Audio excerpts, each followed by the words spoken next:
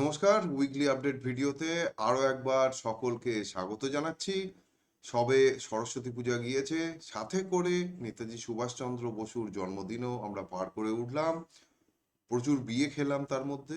এবং তারপরে আগামীকাল 26শে জানুয়ারি অর্থাৎ প্রজাতন্ত্র দিবস, সেখানে একটা বড় সড়ো কিছু চুক্তির সম্ভাবনা চলছে ইউরোপিয়ান ইউনিয়নের সঙ্গে।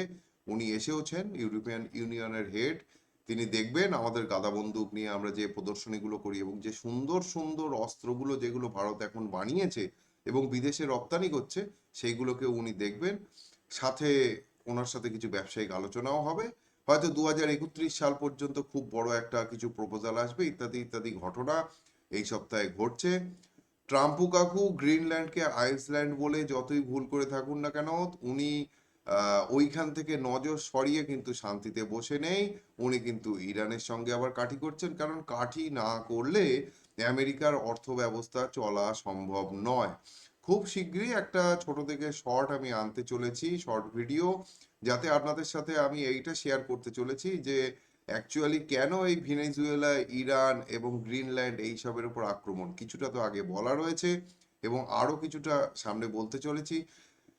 সেটা হলে তখন বুঝতে পারবেন যে 2028-29 সাল পর্যন্ত বাজারের এই দোলাচলে কিন্তু চলবেই চলবে, কিচ্ছু করার নেই, কারণ আমেরিকার আর্থসামাজিক অবস্থা এই বাজারের দোলাচলের উপরই নির্ভর করে চলছে। তো এর মধ্যে থেকে আমাদের কি করতে হবে? আমরা পৃথিবীর মধ্যে এখন সব থেকে বড় কনজিউমার। পৃথিবীর যে দেশ যেটাই ভালো তৈরি করুক না কেন, আমরা সেটাকে চেটে পুটে খাই বা ব্যবহার করি। এবং যেহেতু খদ্দের লক্ষ্মী, এটা সারা পৃথিবীর লোক জানে, ওই জন্য সারা পৃথিবীর যত প্রগতিশীল দেশ রয়েছে যারা নতুন নতুন কিছু তৈরি করতে পারে, তারা কিন্তু আমাদেরকে গ্রাহক অর্থাৎ খদ্দের হিসেবে দেখছে এবং সেই মতো করে আচরণ করছে। আমেরিকার থেকে সেরকম বিরাট কিছু আমাদের কাছে আসে না। যেগুলো ওদের কাছ থেকে আসার দরকার, মানে ওরা যেগুলো আমাদেরকে বেচবে বলে ভাবছে, ঠিক সেই জিনিসগুলো আমরা যথেষ্ট ভালোভাবে ব্যবহার করতে পারি বা ভালোভাবে আমরা উৎপাদনও করতে পারি, অস্ত্রপাতিগুলো বাদে। তো তার জন্য আহ, ওরা একটুখানি আর কি উতলা হয়ে রয়েছে, কেন ভারত নিচ্ছে না এই সমস্ত চিন্তা করে। কিন্তু তাছাড়া আমাদের বাজার যেভাবে নিজেকে গুছিয়ে নিচ্ছে, তাতে আগামী কয়েক বছরে ভারতের বাজার ওপরের দিকেই থাকবে। কিন্তু আগামী কয়েক বছরের চিন্তা করলে তো আমাদের এই মুহূর্তে চলবে না। এই মুহূর্তে ভারতের বাজার যে পজিশনে এসে দাঁড়িয়েছে, তাতে করে আমাদের যেটা চিন্তা করতে হবে যে আগামী সপ্তাহটা কেমন যাবে। গত সপ্তাহের উইকলি আপডেট ভিডিওতে আমি আপনাদের সাথে শেয়ার করেছিলাম যে বাজার বর্তমানে যে পরিস্থিতিতে এসে দাঁড়িয়েছে, তাতে কিন্তু 24,900 থেকে 25,000 এই রেঞ্জের মধ্যে আসতে পারে। তো বাজার মোটামুটি আমার কথা রেখেছে এবং সেই মতো চলে এসেছে। ভিক্স বাড়তে পারে বলেছিলাম, ভিক্স বেড়েছে, ভিক্সও কথা রেখেছে। ডলারের বিরুদ্ধে টাকা পড়বে বলেছিলাম, সেটাও হয়েছে। বাজার আমাকে সম্মান জানিয়েছে, এর জন্য আমি বাজারের প্রতি কৃতজ্ঞ, মানে আমার মতামতকে সম্মান জানিয়েছে। আমি বছরে বাজারের কাছে কেউই এত বড় লেভেলের লোক নয় যে বাজার তাকে গ্র্যান্ড স্যালুট দেবে বা কোনো আর কি একটা বড় কোনো সম্মানিত করবে। কিন্তু আমার ভিউ বা যার ভিউই হোক, সেটা যদি বাজারের সাথে মিলে যায়, তাহলে একটা উপার্জনের ভালো ব্যবস্থা থাকে। সেই কারণের জন্য আমাদেরকে একটু বাজারকে দেখে চলতে হয়। তো এই সপ্তাহে আমরা বাজারকে দেখে চলবো। যে আগামী সপ্তাহে এমনিতে একটা দিন কম, কারণ সোমবার দিনকে ছুটি রয়েছে 26শে জানুয়ারি প্রজাতন্ত্র দিবসের জন্য। তারপর থেকে এই সপ্তাহে 4 দিন ট্রেডিং সেশন হবে, যার মধ্যে দুটো এক্সপায়ারি থাকছে। তো বাজারের অবস্থা সেই মতো করেই চলবে। সেটা কি চলবে, চার্ট দেখে বিশ্লেষণ করতে হবে। তো চলুন চার্ট দেখি। তবে হ্যাঁ, তার আগে বলে রাখছি, আমি বাজারে যেভাবে কাজ করি বা আমি কি কাজ করব, আমি সেটা আপনাদের সাথে শেয়ার করি। এখানে আমি আপনাদেরকে কোনো সময় না তো শেয়ার বাজারে বিনিয়োগের জন্য অনুপ্রাণিত করি, না এখানে আমি আপনাদেরকে কোনো কিছু কিনতে বলি, কোনো স্টক বা কিছু, না কিছু বেচতে বলি, না হোল্ড করার পরামর্শ দিই। আমি যেটা করি আমি সেটা আপনাদের সাথে শেয়ার করি, এবং যেগুলো শেয়ার করি ওর বাইরেও আমি কাজ করি, সেগুলো আপনাদের সাথে ডেফিনেটলি শেয়ার করি না। আর আমার কি কি হোল্ডিং রয়েছে সচরাচর আমি শেয়ার করি না। তবে একটা জিনিস জানবেন, আমি যে স্টক নিয়ে কথা বলি না কেন, সেটা আমার পার্সোনাল হোল্ডিংয়ে ডেফিনেটলি আছে এবং সাধারণভাবে অনেক নিচের লেভেল থেকেই থাকে। তো যাই হোক, চলুন আজকের ভিডিও শুরু করছি। তবে ওই সতর্কীকরণটা শেষ করা হলো না। ফাইন্যান্সিয়াল অ্যাডভাইজারের সঙ্গে কথা বলে বিনিয়োগ করুন শেয়ার বাজারে, অথবা শিখে পড়ে নিয়ে বিনিয়োগ করুন। কোনো সময় কোনো টিপসের উপর ভরসা করে শেয়ার বাজারে বিনিয়োগ করবেন না, এটা একটা ব্যবসা, এখানে ভাগ্য পরীক্ষা করা যায়। তো চলুন শুরু করা যাক আজকের ভিডিও। জবরদস্ত। বাহ, ও লাভলি, কি সুন্দর, যেন মনে হচ্ছে এটা একটা চেয়ার। হ্যাঁ, এখানে একজন বসে এখানে পা দোলাবেন। তো যিনি দোলাবেন দোলাকে যান, তাতে আমাদের কোনো আপত্তি নেই, কিন্তু আমাদের যেটা আপত্তি সেটা হচ্ছে এই যে সাদা দাগটা, এটা একটা ম্যাক্সিমাম লেভেল হিসেবে ধরুন 24,850, একটা ম্যাক্সিমাম লেভেল হিসেবে ধরুন। 24,850 কাটা মানে কিন্তু সোজা 900 থেকে 1000 পয়েন্টের একটা ডাউনফল আসবে।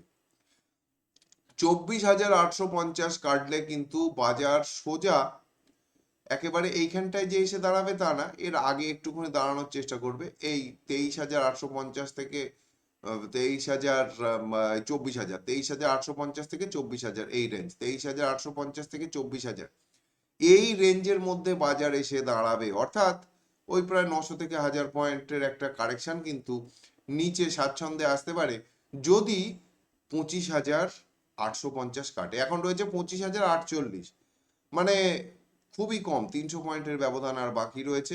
300 পয়েন্টের কি বললাম, 850, 950, 1050, তো না না, 200 পয়েন্টের ব্যবধান আছে। 200 পয়েন্ট নিচে যদি কেটে যায় তাহলে কিন্তু ওখান থেকেও 900,000 পয়েন্টের একটা কারেকশনের সম্ভাবনা থাকবে।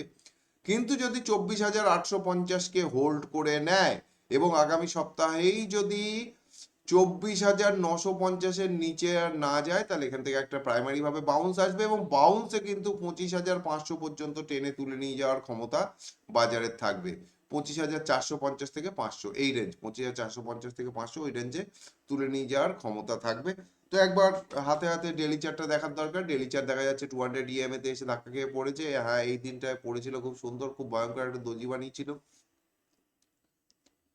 ওপরে তুলে একটা ওরকমই লেদা খাবড়া ক্যান্ডেল বানিয়েছে, তারপরে জবরদস্ত কেটেছে।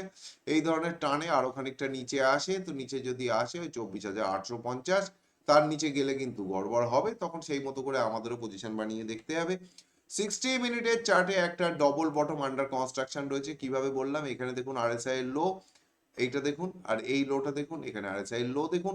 RSI তে একটা বেশ পারফেক্ট ডাইভারজেন্স দেখা যাচ্ছে, এবং ডাইভারজেন্সটা এখান থেকেই শুরু হয়েছে মোটামুটি, তো এখানটায় তো খুব দুর্দান্ত ডাইভারজেন্স হয়েছে।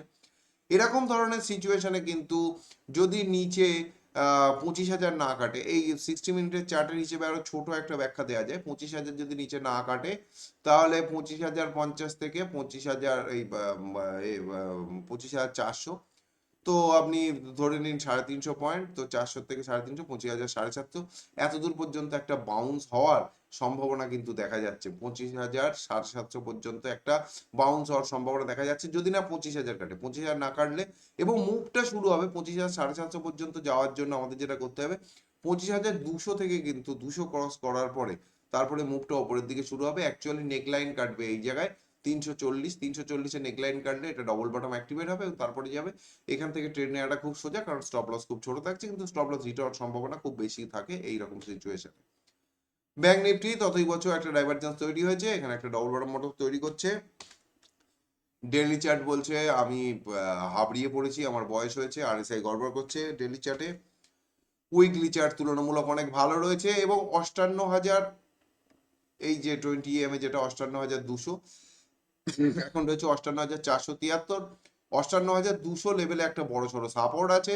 সাপোর্টটা যদি 58,200 লেভেল যদি একবার কেটে যায়, তাহলে কিন্তু 56,000-এ চলে আসবে। 58,200 কাটলে কিন্তু 56,000-এ চলে আসবে। অর্থাৎ তাহলে কিন্তু আপনি ধরে রাখুন 2,000 পয়েন্টের কারেকশন ব্যাংক নিফটিতে হবে। 58,200 একটা অত্যাবশ্যক সাপোর্টের জায়গা নিফটি ব্যাংকের ক্ষেত্রে। তারপরে ইউএসডি INR জবরদস্ত, এই সপ্তাহে শেষ চান্স ছিল এখান থেকে লাল ক্যান্ডেল বানিয়ে এই প্যাটার্নটাকে অ্যাক্টিভেট করা, সেটা না করে উল্টো দিকে বানিয়েছে এবং 9163 করেছে। তার মানে 92 থেকে 93, আমি যে লেভেলটাকে বলেছিলাম বহু আগে আপনাদের সঙ্গে, এইখানটার ব্রেকআউটটা দেখে, এইখানটায় যেটা হয়েছিল সেই ব্রেকআউটটা দেখে বলেছিলাম 92 থেকে 93 পর্যন্ত যেতে পারে।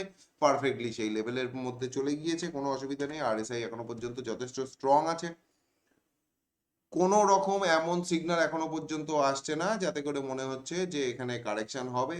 অ্যাকচুয়ালি আরো কিছুদিন পরেই এর কারেকশন শুরু হওয়াটার সম্ভাবনা বাড়ছে, কারণ RBI তারপরে গিয়ে আবার নিজের কিছু ব্যবস্থা করবে। এই মুহূর্তে টাকার দাম কমার জন্য বিদেশি বিনিয়োগকারীদের কিছু লাভও হচ্ছে, আর অ্যাকচুয়ালি টাকা বেশি আমাদের দেশ থেকে বেরিয়ে যাচ্ছে বলেও এটা হচ্ছে, কারণ বিভিন্ন যে বিদেশি ইনভেস্টর, যা একটা জিনিস আপনাদেরকে এখানে দেখিয়ে দিই, এই খবরটা এখানে আলাদা করে ভিডিও বানালে খুব ভালো হতো ঠিকই, কিন্তু আজকে এটা দেখিয়ে দিচ্ছি কারণ বোঝাতে সুবিধা হবে, একটু টাইম নিয়ে বোঝালে বোঝাতে সুবিধা হবে। দেখুন, আমরা যদি এটা দেখি, ডিআইআইস নেট কিনেছে 3,173 কোটি টাকা, লাস্ট ডে মার্কেট শুক্রবার দিনকের বাজারে এটা কিনেছে, সরস্বতী পুজোর দিনকে, নেতাজি সুভাষচন্দ্র বসুর জন্মদিনের দিনকে। এবং বিদেশি বিনিয়োগকারীরা বিক্রি করেছেন 3,191 কোটি টাকা, মোটামুটি সেম পরিমাণে। কিন্তু এই ফিগারটা দেখে কিছু জাজ করা সম্ভব নয়। নেটে বিক্রি করছে, নেটে ভারত থেকে বিদেশি বিনিয়োগকারীরা বেরিয়ে যাচ্ছে, এটা ঠিকই, তার মানে কি কেউ আসছে না? এখানটায় দেখুন 13,000 কোটি টাকার কিন্তু বাই হয়েছে, আমি নিচের অংশটা দেখছি না, আমি শুধু ওপরেরটাই ক্যালকুলেট করছি। 13,000 কোটি টাকার কিন্তু শুধু বাই হয়েছে, সেখানে 16,000 কোটি টাকা সেল হয়েছে। ঠিক এখানটায় যেটা উল্টো হয়েছে, 16,600, 13,400। ঠিক আছে, তো ডিআইআইসও কিন্তু বিক্রি করছে, কিন্তু তার থেকে কেনার পরিমাণ বেশি। এফআইআইসও বিক্রি করছে, কিন্তু তার থেকে কেনার পরিমাণ কম। তো এফআইআইসরা তার মানে কি সেই হুলোর মতো ল্যাজ উঁচু করে আসছে এরকম না। এফআইআইসরা আসছে, ধীরে সুস্থে আসছে, যাদের আসার ইচ্ছে আছে তারা আসছে, আর যাদের বেরোনোর ইচ্ছে আছে তারা বেরোচ্ছে, আর কিছুই না, একেবারে সেই ড্রাই করে দিয়ে চলে যাচ্ছে এরকম নয়। ইন্ডিয়া ভিক্স যতদূর যাওয়ার কথা ততদূর চলে গিয়েছেন, অত্যন্ত ভালো কাজ করেছেন।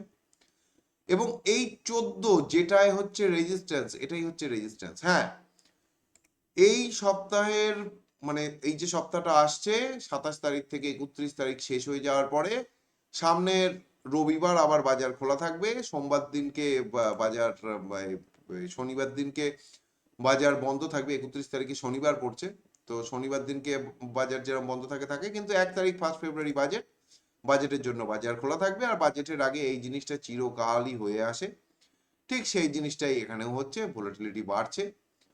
তো ভোলাটিলিটি এই সপ্তাহের জন্য আপার রেঞ্জ হচ্ছে 1680, যদি ওপরে উঠেই যায় 1680 হচ্ছে এই সপ্তাহের জন্য আপার রেঞ্জ। আর যদি এখান থেকে ওপরে উঠে সাস্টেন করতে না পারে তাহলে নিচে 1350, আর যদি এখান থেকেই পড়া শুরু করে তাহলে ওই 13, এর নিচে আসা এক্ষুনি উচিত না, 12তে আসা এক্ষুনি উচিত না, আনলে বড্ড বেশি থিতিয়ে যাবে, ব্যাপারটা গড়বড় হয়ে যাবে।